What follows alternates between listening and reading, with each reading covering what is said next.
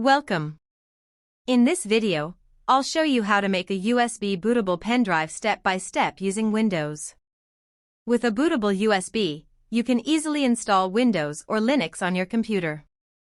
Don't worry, this guide is simple and beginner-friendly. What you need before we begin: make sure you have a USB flash drive with at least 8 GB of storage, a Windows PC, an operating system ISO file such as Windows or Linux, and a bootable USB tool like Rufus or Balena Etcher.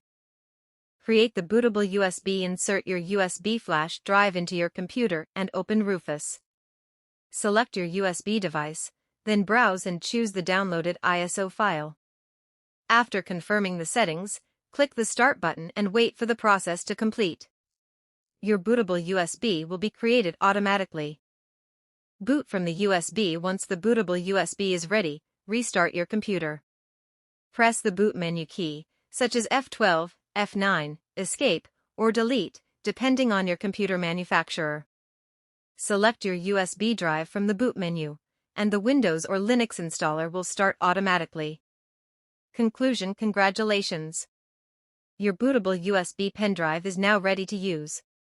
If you found this tutorial helpful, please like this video and subscribe to the channel for more technology tutorials. Thanks for watching, and I'll see you in the next video.